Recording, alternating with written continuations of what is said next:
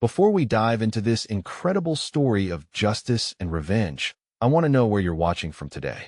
Drop a comment and let me know your city or state. There's something about stories of justice that brings people together from all corners of the world, and I'd love to see our global community in the comments. Richard Sterling adjusted his Italian silk tie as he strode through the marble lobby of downtown's most prestigious law firm. The 42-year-old tech entrepreneur carried himself with the swagger of a man who believed the universe bent to his will. His custom-tailored suit probably cost more than most people made in a month, and he wore it like armor against any consequences his actions might bring. The elevator ride to the 32nd floor gave Richard time to rehearse his strategy one more time. His divorce from Margaret would be swift and clean. She was just a housewife after all, completely dependent on his generosity for 20 years. What could she possibly know about corporate law or asset protection? The thought made him smile, that cold, calculating smile that had charmed investors and crushed competitors in equal measure. His phone buzzed with a text from Veronica Hayes, his 28-year-old marketing executive, and the reason this whole messy divorce had become necessary. The message was typical Veronica, all hearts and dollar signs. She wanted to know when they could start house hunting for their new life together. Richard had promised her half of everything, and Veronica was already mentally spending her share of his $50 million empire. 3 months ago, when Margaret had finally discovered the affair, Richard had been almost relieved.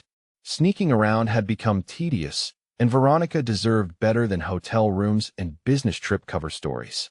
She was everything Margaret wasn't: young, ambitious, beautiful, and appropriately impressed by wealth and power. More importantly, she understood that successful men like Richard needed certain freedoms that conventional marriages couldn't provide. The law office reception area screamed old money and established power. Richard nodded approvingly at the oil paintings and leather-bound legal volumes. This was his world now, the world he'd built from nothing through sheer force of will and brilliant business instincts. Margaret had been along for the ride, sure, but she'd contributed nothing substantial to his success. She'd given up her little marketing job when they married, content to play house while he conquered the tech industry. His attorney, Jonathan Pemberton, greeted him with the kind of handshake that conveyed both respect and expensive hourly rates. Pemberton had handled Richard's corporate acquisitions and understood the importance of protecting wealth from emotional entanglements. The divorce would be handled with the same surgical precision that had built Sterling Technologies from a garage startup into an industry giant. They settled into Pemberton's corner office, where floor-to-ceiling windows offered a commanding view of the city Richard had helped shape with his innovations. The attorney spread several documents across his mahogany desk, including the prenuptial agreement Richard had insisted Margaret sign during their whirlwind courtship 20 years earlier. Richard barely glanced at the prenup. He remembered it as a simple document protecting his future earnings from any gold-digging tendencies Margaret might develop. The fact that she'd signed it without question had confirmed his assessment of her as pleasantly naive about money matters. She'd been so in love, so eager to please, that she would have signed anything he put in front of her. Pemberton cleared his throat and mentioned something about reviewing the prenup's specific language, but Richard waved him off. There would be time for details later. Right now, he was more interested in discussing how quickly they could finalize everything. Veronica was getting impatient, and he'd already promised her they'd be married before Christmas. A spring wedding in the Hamptons was already being planned. Meanwhile, across town in a modest office above a coffee shop, Margaret Sterling sat with her own attorney, quietly reviewing documents that would soon change everything. But Richard Sterling, master of the universe, remained blissfully unaware that his carefully constructed world was about to come crashing down around him. His arrogance had always been his greatest strength in business, but it was about to become his most devastating weakness. While Richard Sterling basked in his overconfidence, Margaret Sterling moved through her days with the quiet precision of someone who had been planning for months. The woman he dismissed as a simple housewife had spent the last 6 months methodically documenting every aspect of their financial empire, every lie he'd told, and every asset he thought he'd hidden from her. Margaret's attorney, Elena Rodriguez, operated from a small but respected firm that specialized in complex marital asset cases. Unlike the marble palaces where Richard conducted his business, Elena's office had the comfortable efficiency of someone who fought for justice rather than just billable hours. The walls were lined with case files of women who'd been underestimated by powerful men, and Margaret was about to join their ranks of sweet revenge. The prenuptial agreement lay between them on Elena's desk like a sleeping weapon. 20 years ago, Richard had presented it to Margaret during what she now recognized as the most manipulative week of their courtship. They'd just gotten engaged after a whirlwind 6-month romance, and Richard had insisted the prenup was just a formality that his business partners required. Margaret remembered that day with crystal clarity now. Richard had been charming but firm, explaining that successful entrepreneurs needed to protect their future earnings from the unfortunate realities of modern divorce statistics. He'd made it sound like the document was protecting both of them, ensuring their love remained pure and untainted by money concerns. What Richard hadn't counted on was Margaret's legal background. Before their marriage, she'd worked as a paralegal specializing in contract law. She'd read every word of that prenup, understood every clause, and signed it knowing exactly what protections it contained. But Richard's arrogance had blinded him to the document's reciprocal nature. Elena traced her finger along a specific paragraph buried deep in the legal language. The clause was written in the careful terminology that lawyers used when they wanted to create ironclad protections. It stated that any spouse who provided substantial financial backing for marital assets would retain primary ownership rights to those assets, regardless of whose name appeared on corporate documents.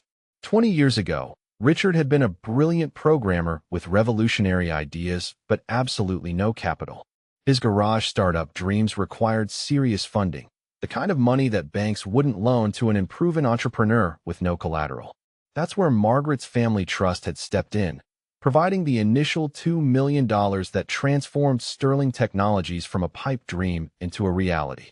The trust had been Margaret's inheritance from her grandmother, a savvy businesswoman who'd made her fortune in real estate during the post-war boom. Margaret had never flaunted her family's wealth, preferring to let Richard believe his charm and potential had won her heart. In truth, she'd been impressed by his vision and had seen their partnership as both romantic and financial destiny. But Richard's memory had conveniently edited out those crucial early details. In his version of their story, he'd built everything through his own genius and determination. Margaret's contributions had been gradually erased from his narrative until even he seemed to believe his revisionist history. The prenup's reciprocal clause had been designed to protect exactly this type of selective amnesia. Elena pulled out a thick folder containing bank records, wire transfers, and corporate filings that told the real story of Sterling Technologies' founding. Every dollar could be traced, every investment decision documented. Margaret had been meticulous in preserving evidence that Richard had either forgotten or chosen to ignore. The most damaging documents showed that Margaret's trust had continued funding the company well beyond the initial startup phase. During the lean years when revenue was unpredictable, her family money had covered payroll, office rent, and equipment purchases. Richard's signature appeared on dozens of promissory notes acknowledging these loans, though he'd apparently forgotten their existence. Meanwhile, Veronica Hayes was spending her afternoon browsing luxury real estate websites, marking properties that would soon be within her reach. She'd already picked out a penthouse in the city's most exclusive district and a weekend house in the Hamptons. Richard had been so confident about his divorce settlement that she'd started making appointments with interior designers. Veronica's gold-digging instincts had served her well throughout her 28 years. She'd grown up watching her mother cycle through relationships with increasingly wealthy men, learning that love was a luxury, but financial security was essential. Richard represented the ultimate prize: established wealth, social connections, and a man foolish enough to promise her half of everything he owned. But Veronica had made the same mistake as Richard. She'd underestimated Margaret Sterling, dismissing her as a dowdy housewife who'd been lucky to catch a future millionaire. The prenup that Richard had waved off as meaningless paperwork was about to become the instrument of both their destructions.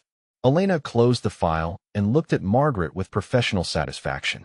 20 years of marriage had taught Margaret patience, strategy, and the art of appearing helpless while quietly gathering power. The upcoming court battle wouldn't be a fight at all. It would be a demolition, executed with the precision that only comes from superior preparation and intimate knowledge of your opponent's weaknesses.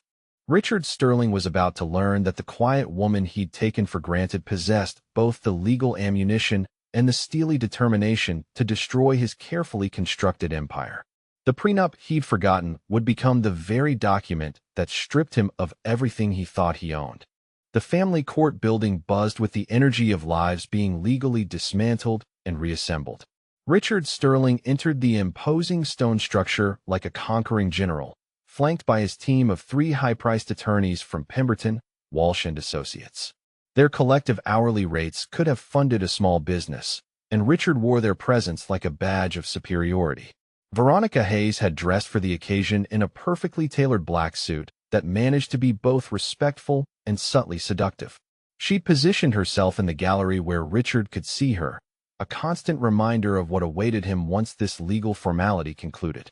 Her presence was a calculated move, designed to demonstrate to Margaret that she'd already been replaced by a younger, more sophisticated model. Margaret Sterling entered the courtroom looking exactly like what everyone expected, a middle-aged housewife whose best days were behind her. Her simple navy dress came from a department store, not a designer boutique. Her hair was pulled back in an unremarkable style that suggested she'd given up trying to compete with women like Veronica. She carried a single manila folder and was accompanied by only one attorney, Elena Rodriguez, whose modest appearance seemed almost apologetic in the face of Richard's legal army. Judge Patricia Crawford called the session to order with the weary efficiency of someone who'd presided over countless marital dissolutions. She'd seen every variation of greed, betrayal, and self-deception that divorce could produce. But something about this case intrigued her. The financial disclosure statements showed massive wealth disparity, yet the wife had declined multiple offers to settle out of court. Richard's lead attorney, Jonathan Pemberton, rose to present their case with a theatrical flair that justified his $1,000 hourly rate. He painted a picture of a self-made entrepreneur who'd built a technology empire through vision, determination, and countless 18-hour workdays. Richard Sterling was the American dream incarnate, a garage startup success story who'd revolutionized data analytics and created hundreds of jobs. Margaret Sterling, according to Pemberton's narrative, had been the beneficiary of Richard's extraordinary success. For 20 years, she'd enjoyed a lifestyle of luxury that few women could imagine. Designer clothes, exotic vacations, a mansion in the country's most exclusive neighborhood. She'd wanted for nothing, while Richard sacrificed personal time and health to build their fortune. The prenuptial agreement, Pemberton explained, had been a standard precautionary measure that protected both parties' interests. Richard had no desire to leave Margaret destitute, but the business assets represented his life's work and couldn't be subject to emotional division. The settlement offer was more than generous. $5 million, the guest house on their estate, and continued health insurance coverage. Richard took the witness stand with the confidence of a man testifying to indisputable facts. He spoke eloquently about the early days of Sterling Technologies, describing late nights coding in a cramped apartment, the stress of finding initial investors, the triumph of their first major contract. His testimony painted him as a visionary who'd risked everything on revolutionary ideas that transformed entire industries. He described Margaret's role during those early years in terms that made her sound like a supportive but ultimately peripheral figure. She'd been understanding about his work schedule, patient with the financial uncertainties, and grateful for the security his eventual success provided. When pressed about her specific contributions, Richard spoke vaguely about emotional support and household management. Veronica watched from the gallery with barely concealed satisfaction. This was exactly how she'd imagined it would go. Richard was demolishing any claim Margaret might have to serious assets, establishing himself as the sole architect of their wealth. Soon, very soon, that wealth would be theirs to enjoy together. Margaret sat quietly throughout Richard's testimony, occasionally taking notes, but never displaying emotion. Her calm demeanor frustrated Veronica, who'd expected tears, anger, or at least some acknowledgement of defeat. Instead, Margaret looked almost serene, as if she were watching a mildly interesting play rather than the dissolution of her 20-year marriage. Richard's confidence grew with each answer. The judge's questions were routine, focusing on timeline and asset valuation rather than challenging his fundamental narrative. He began to relax, even allowing himself small glances toward Veronica, sharing secret smiles that promised their new life together was just hours away. The cross-examination began so gently that Richard barely registered it as a threat. Elena Rodriguez approached the witness stand with the apologetic manner of someone who understood her place in this legal hierarchy. Her questions seemed designed more to clarify timeline than challenge Richard's version of events. She asked about the initial startup funding for Sterling Technologies. Richard confidently explained that he'd bootstrapped the company through personal savings and early revenue.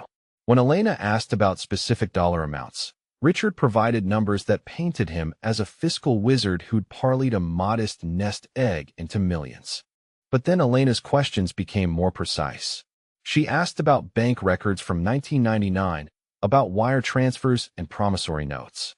Richard's answers became slightly less confident as he struggled to recall details from 20 years earlier.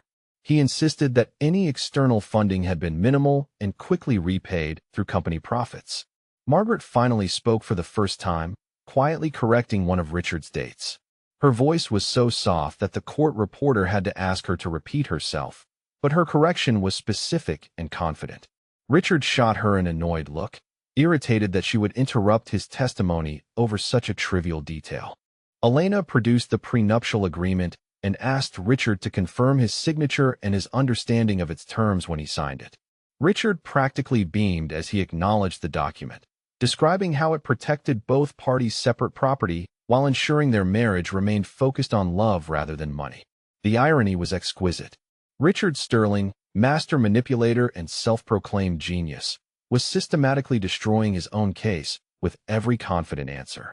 He had no idea that the prenup he was praising would soon become the instrument of his complete destruction.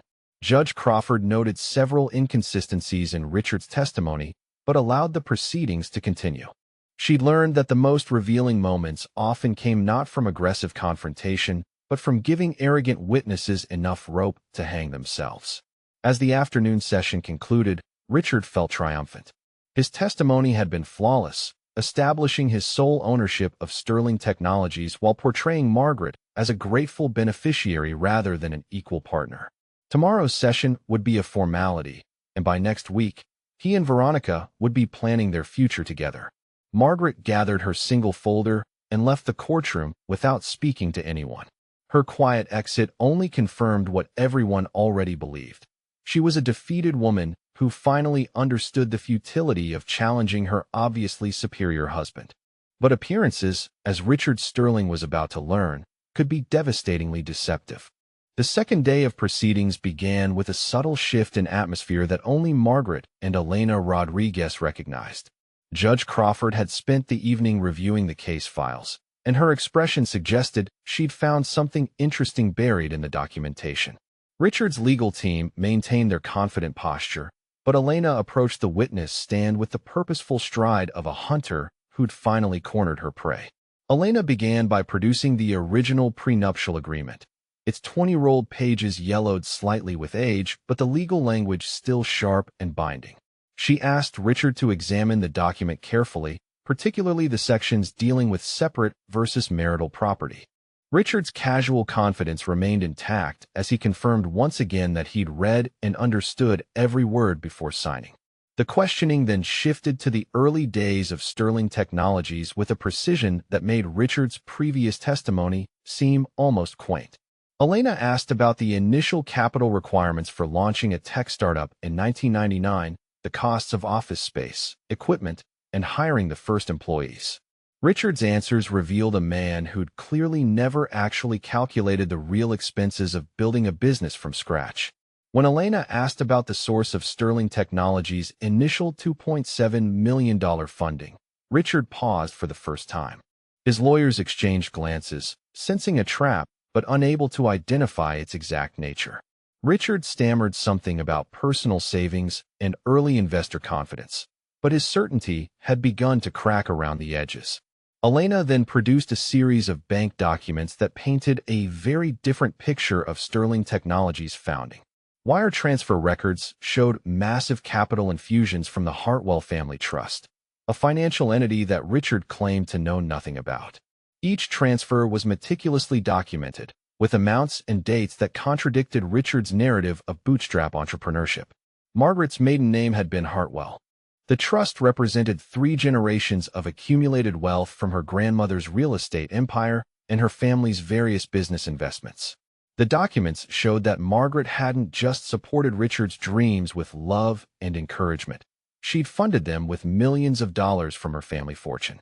Richard's face went white as Elena methodically presented evidence of his selective memory. Promissory notes bearing his signature acknowledged loans totaling nearly $4 million during Sterling Technologies' first 5 years.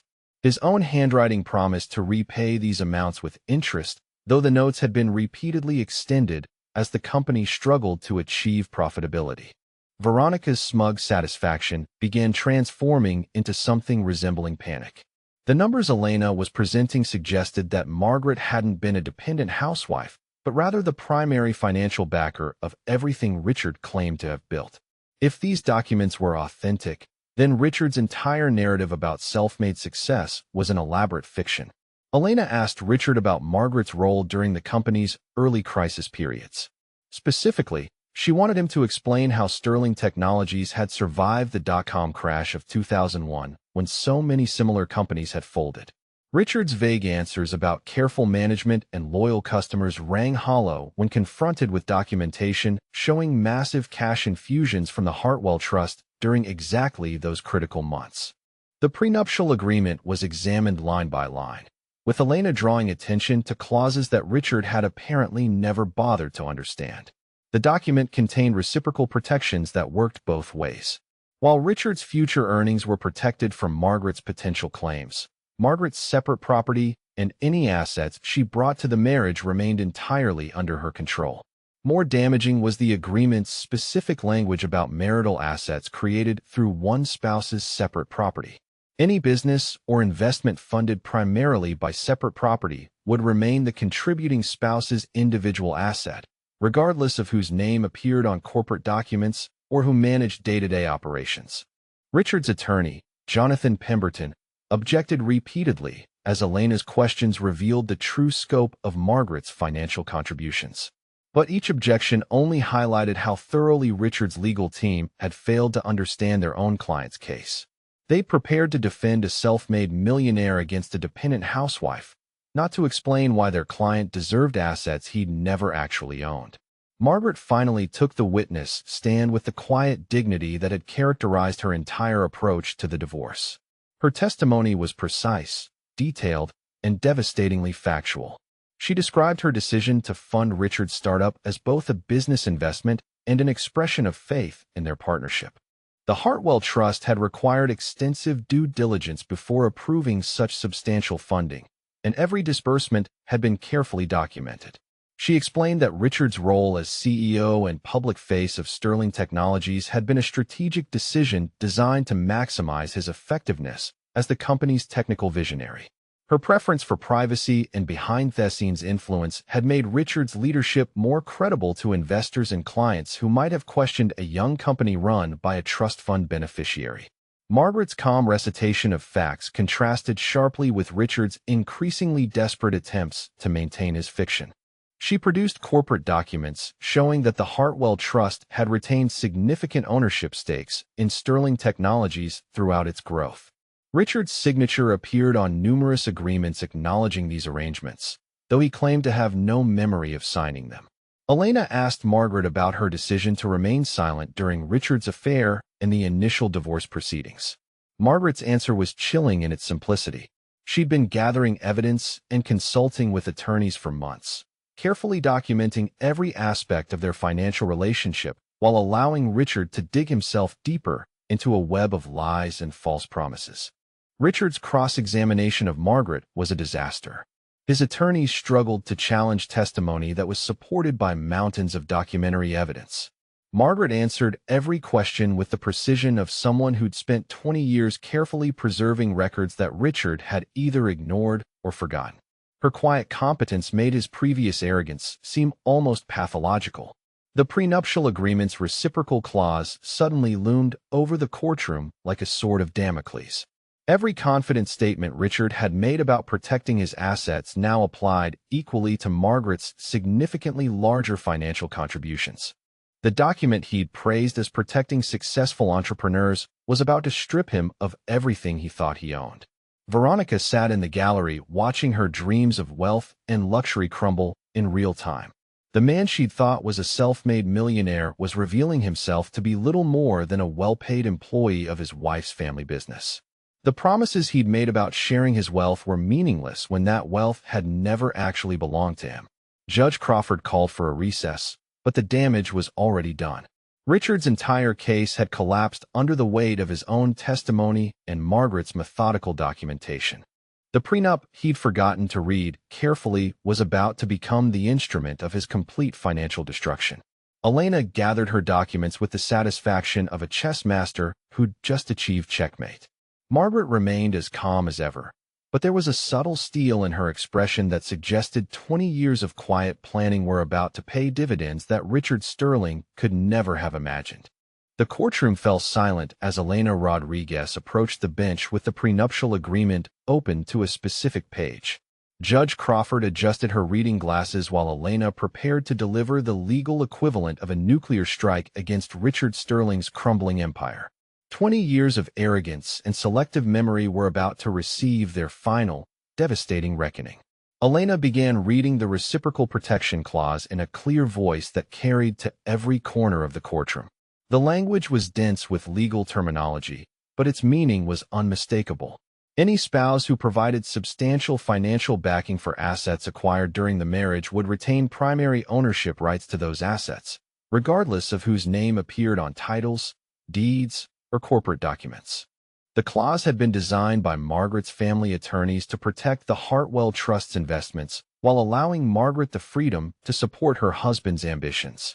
What Richard had dismissed as standard prenuptial language was actually a sophisticated legal instrument that had turned his own success against him.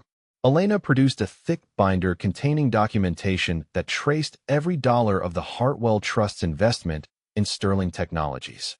The initial funding of $2.7 million had been only the beginning. Over the course of 20 years, Margaret's family wealth had pumped nearly $15 million into Richard's business ventures, covering everything from payroll during lean months to major equipment purchases and facility expansions. Richard's face had gone from white to gray as the scope of his miscalculation became clear. Every confident statement he'd made about building his empire from nothing was being systematically disproven by his own signatures on loan documents, acknowledgement letters, and corporate agreements. The man who prided himself on reading every contract was being destroyed by contracts he'd apparently signed without understanding. Veronica gripped the gallery railing so tightly her knuckles had turned white. The mathematical reality was becoming inescapable. If Margaret's family had funded 80% of Sterling Technologies' growth, and if the prenup protected those investments as separate property, then Richard's claims to wealth were nothing but elaborate fantasies. Elena continued her methodical destruction of Richard's case by presenting evidence of Margaret's ongoing financial support throughout their marriage. The Hartwell Trust had guaranteed loans when banks refused credit, provided emergency funding during market downturns, and even purchased the couple's mansion through a complex arrangement that left Margaret as the primary owner while allowing Richard to maintain appearances. The irony was exquisite and brutal. Richard had spent 20 years living in a house he didn't own, running a company funded by money that wasn't his, while bragging about his business acumen and self-made success. His entire identity as a brilliant entrepreneur was built on foundations that belonged to the quiet woman he'd dismissed as a dependent housewife. Margaret's testimony about her decision to remain in the background was particularly damaging to Richard's remaining credibility. She deliberately avoided public recognition for Sterling Technologies' success, believing that Richard's role as the company's face would be more effective than acknowledging her family's financial backing.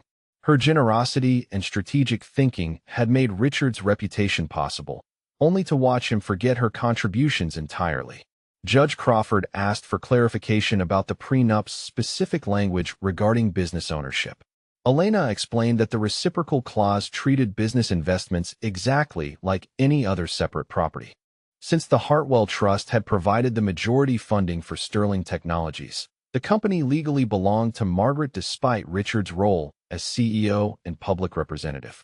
Richard's attorney, Jonathan Pemberton, made one final desperate attempt to challenge the document's authenticity, but Elena had anticipated this strategy. She produced bank records, trust documents, and corporate filings dating back 20 years, all properly notarized and filed with appropriate government agencies. The paper trail was ironclad and undeniable. The moment of complete revelation came when Elena read aloud from a letter Richard had written to the Hartwell Trust's board of directors just 5 years earlier. In the letter, he acknowledged his gratitude for their continued investment in Sterling Technologies and praised Margaret's business insights and strategic guidance. His own words, in his own handwriting, contradicted every claim he'd made about building his success independently. Veronica could no longer contain herself. She bolted from the gallery and confronted Richard during a brief recess, her voice rising to a shriek that carried throughout the courthouse corridors. She accused him of lying about everything, of promising her wealth that had never existed, of making her complicit in a fraud that was destroying both their futures. Richard's attempts to calm Veronica only made the situation worse. He tried to explain that the technical ownership details didn't matter, that he still controlled the company's operations, and that somehow they could work around the prenup's requirements. But his explanations sounded increasingly desperate, the ramblings of a man whose entire worldview had been systematically demolished. Margaret watched this display of panic and recrimination with the serene expression of someone whose patience had finally been rewarded. 20 years of quiet preparation were culminating in perfect justice. The husband who'd betrayed her trust and the mistress who'd coveted her life were turning on each other like wolves in a trap. Elena's final piece of evidence was perhaps the most devastating. She produced Richard's personal financial statements from the past 5 years, documents he'd submitted to banks and investors when seeking additional funding for various projects. In every statement, he'd listed Sterling Technologies as his primary asset, valued at over $50 million. Under oath and penalty of perjury, he'd claimed ownership of a company that the prenup clearly established as Margaret's separate property. Judge Crawford's expression had shifted from professional neutrality to something approaching amazement.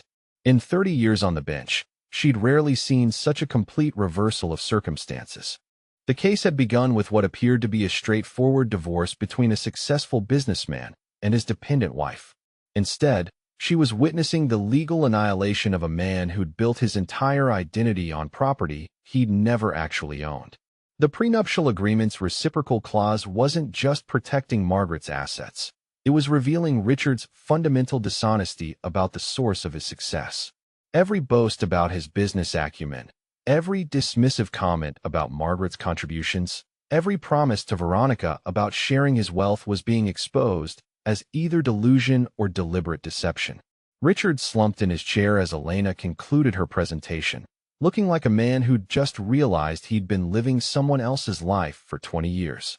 The empire he'd thought belonged to him was crumbling, not through business failure or market forces, but through the simple application of legal documents he'd signed but never bothered to understand. The devastating truth was now inescapable. Richard Sterling, the self-proclaimed genius of Silicon Valley, was about to lose everything to the quiet woman whose intelligence and resources he'd exploited for 2 decades. The prenup that was supposed to protect him was instead delivering perfect, poetic justice. Judge Patricia Crawford didn't need lengthy deliberation to reach her verdict. The evidence was overwhelming, the legal precedent clear, and the prenuptial agreement's language unambiguous. She returned to the bench with the bearing of someone about to deliver justice that was both legally sound and morally satisfying. The ruling came swift and decisive. The prenuptial agreement was valid and enforceable in its entirety, including the reciprocal protection clause that Richard Sterling had apparently never bothered to understand. Sterling Technologies, the mansion, the investment portfolios, and virtually every asset Richard had claimed as his own belonged legally and completely to Margaret Sterling under the terms of their prenup. Richard's face went through a spectrum of emotions as the judge's words stripped away 20 years of illusion. Shock gave way to disbelief, then to desperate anger, and finally to the hollow recognition of complete defeat. The man who'd entered the courtroom expecting to divide his $50 million empire would be leaving with little more than his personal effects and a monthly allowance that Margaret's attorneys would determine. Judge Crawford's explanation of the ruling was thorough and damning. She noted that Richard's own testimony had established his pattern of accepting substantial financial support while claiming credit for achievements funded by others. His documented lies about the source of his success, combined with his systematic exploitation of Margaret's trust and resources, made him an unsympathetic figure deserving of the prenup's harsh justice. Veronica Hayes had heard enough. She rose from the gallery with the fury of someone whose carefully planned future had just evaporated. Her public breakdown in the courthouse corridor became the stuff of legal legend, a screaming tirade that blamed Richard for everything from deceiving her about his wealth to ruining her reputation in their social circle. The confrontation between Richard and Veronica outside the courtroom was both pathetic and satisfying. She demanded to know how he could have promised her half of wealth that wasn't his to give. He stammered about technicalities and legal loopholes, but his explanations sounded hollow even to himself. The woman who'd once seen him as her ticket to luxury now viewed him with the contempt reserved for failed con artists. Margaret's transformation was complete and stunning. The quiet housewife who'd endured Richard's condescension for months now spoke with the authority of someone reclaiming her rightful position.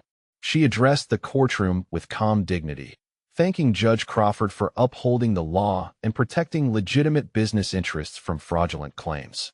Elena Rodriguez handled the immediate practical matters with efficient precision. Richard would have 30 days to vacate the mansion and remove his personal belongings. His position as CEO of Sterling Technologies would be terminated immediately, though Margaret might consider offering him a consulting role if he demonstrated appropriate humility and professional competence. The financial devastation was total and irreversible. Richard's personal bank accounts, investment portfolios, and business interests all reverted to Margaret under the prenup's provisions. Even his luxury cars and expensive watches had been purchased with funds that ultimately traced back to the Hartwell Trust, making them subject to recovery as marital assets improperly converted to personal use. Word of the ruling spread through their social and business circles with the speed of scandal amplified by social media. Richard's reputation as a brilliant entrepreneur collapsed overnight as the true story of Sterling Technologies' funding became public knowledge. Former admirers now viewed him as either a fraud who'd knowingly exploited his wife's wealth or a fool too arrogant to understand his own financial situation. Veronica's humiliation was equally complete but more publicly visible. Her social media accounts, which had showcased her relationship with a supposedly wealthy entrepreneur, became sources of mockery and schadenfreude. Friends who'd envied her apparent success now whispered about her poor judgment and gold-digging ambitions. Margaret's quiet victory was all the more satisfying for its methodical precision. She'd allowed Richard and Veronica to publicly celebrate their anticipated triumph, letting them dig themselves deeper into humiliation before revealing the legal weapons she'd been preparing for months. The patience she'd learned during 20 years of marriage had finally paid dividends that no business investment could match. The final twist came when Margaret revealed the true scope of her knowledge about Richard's affair. She'd known about Veronica for over a year, had documented their relationship through private investigators, and had used that time to systematically prepare for the legal battle she knew was inevitable. Richard's betrayal hadn't caught her off guard. It had simply provided the motivation to reclaim what had always been rightfully hers. 6 months after the divorce was finalized, Margaret Sterling had transformed from a dismissed housewife into one of the region's most respected businesswomen. Sterling Technologies flourished under her direct leadership, with profits soaring once Richard's expensive ego projects were eliminated. The company's stock price doubled within a year as investors gained confidence in Margaret's strategic vision and financial acumen.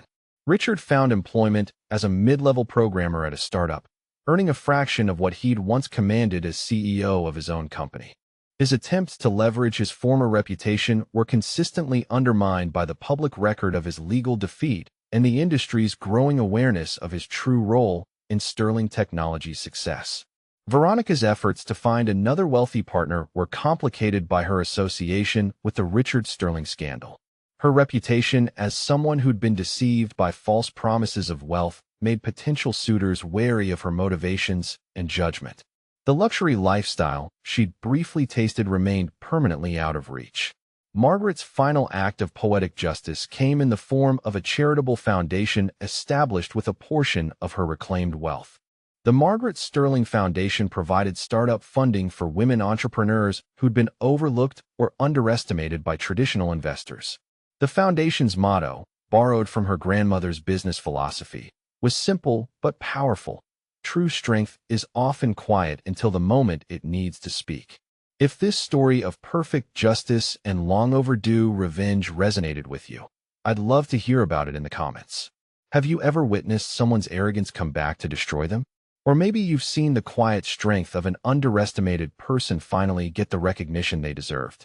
Share your thoughts, and don't forget to subscribe for more stories where justice isn't just served, it's delivered with the precision of a perfectly executed plan. The prenuptial agreement that Richard Sterling had dismissed as meaningless paperwork became the instrument of the most satisfying legal victory in recent memory. Sometimes, the most devastating weapons are the ones we forge with our own hands and then forget we've created. Richard Sterling learned that lesson 20 years too late, and Margaret Sterling proved that patience, preparation, and perfect timing can deliver justice more complete than any revenge fantasy could imagine.